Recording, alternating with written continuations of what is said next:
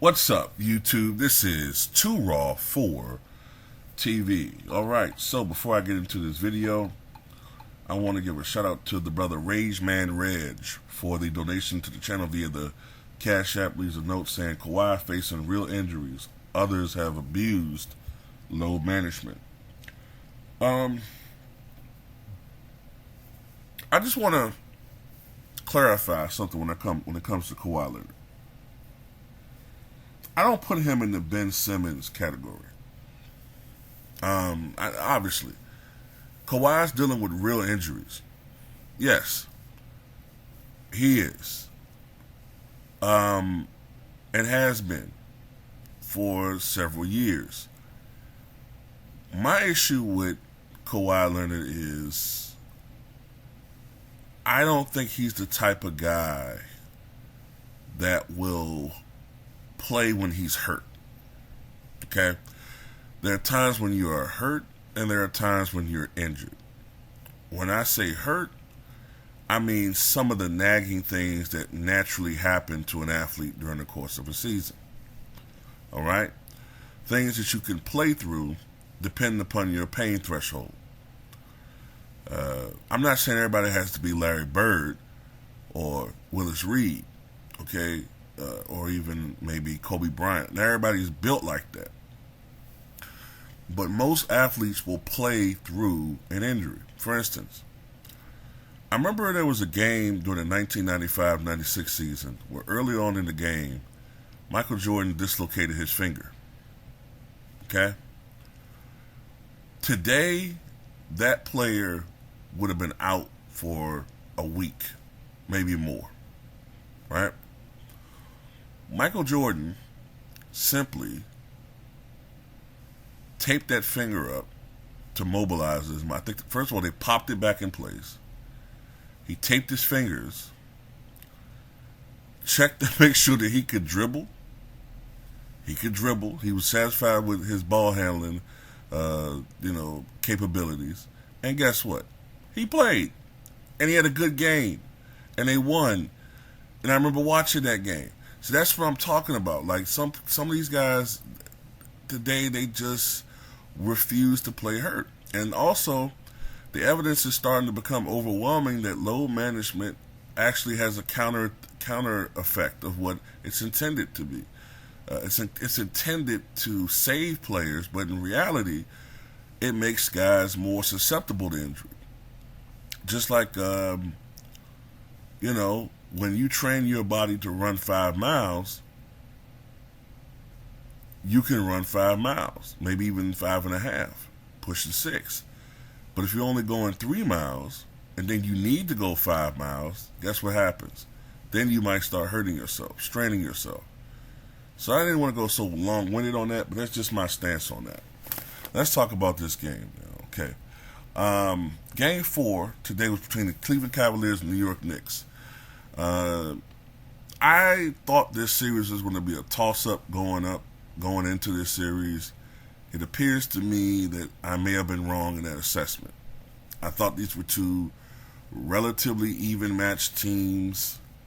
Of course, Cleveland went 51-31. The Knicks went 47-35.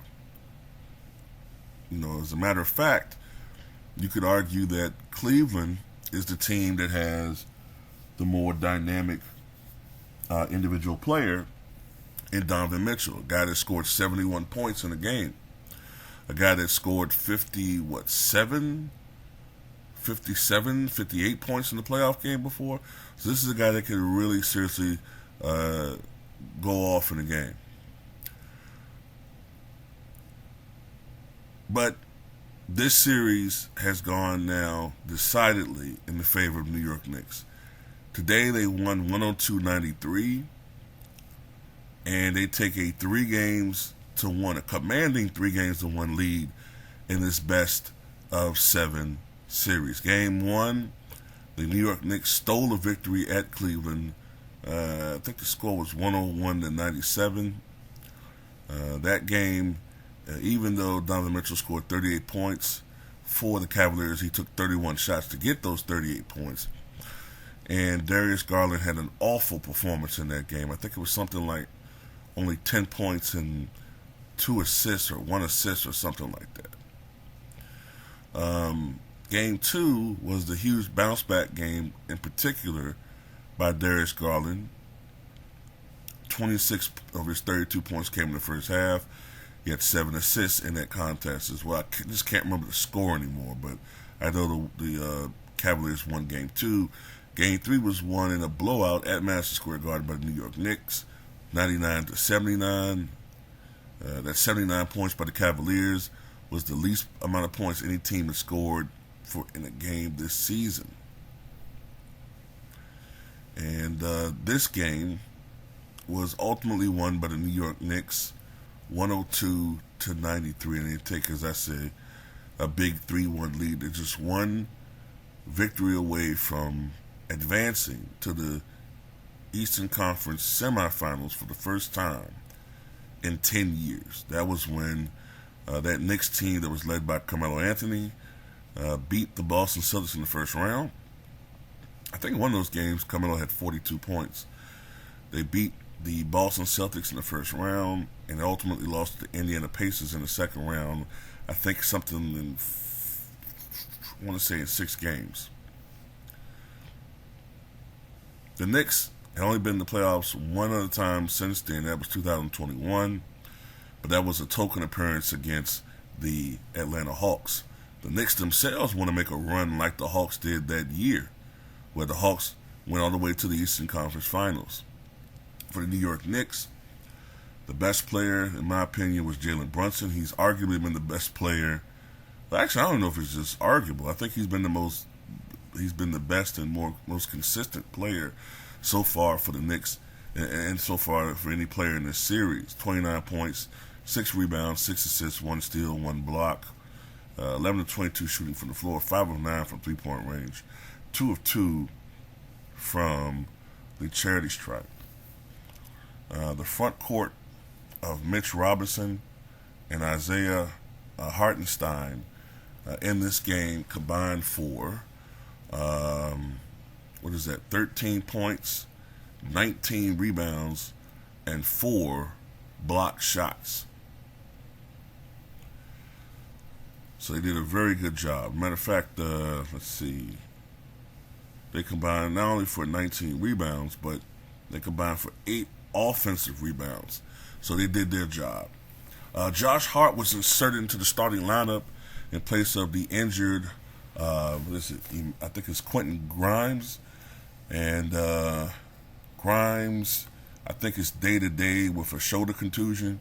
But Josh Hart, not only did he give them 19 points on 7 of 16 shooting, along with 7 rebounds, 2 assists, and 2 steals, but he also helped to stymie Donovan Mitchell into his worst shooting performance in ages. Only 11 points or 5 of 18 shooting from the floor, 0 for 4 from three-point range. He did have 5 assists, but he committed 6 turnovers and committed 4 personal fouls. Evan Mobley fouled out in this game with 12 points and 7 rebounds. And LeVert had 14 points on 4 of 10 shooting. Darius Garland had a good bounce-back game, but it wasn't enough. It wasn't enough to make up for Mitchell's terrible performance. 23 points and 10 assists in this game. Matter of fact, speaking of Jalen Brunson, I believe he made the Dagger 3 to seal the deal for the Cavaliers in this one. So Julius Randle, only 3 of 10 from the floor, 0 for 4 for three-point range, 7 points. So he didn't have a good game overall, but it didn't matter. It did not matter. For the game, the Knicks shot 45% from the floor, only 28% from downtown. They attempted 28 free throws, and the Cavaliers actually shot a slightly higher percentage, 47% from the floor, 26% from 3, 79% from the line.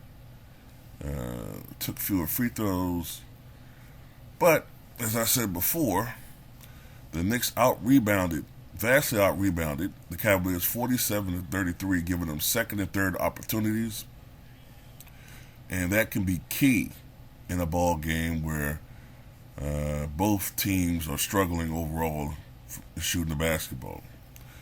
So, I thought this was going to the series could go down to the wire unless the Knicks collapse in this series.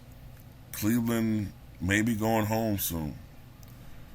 Matter of fact, the next game is at home, so maybe they'll just be, ending their season.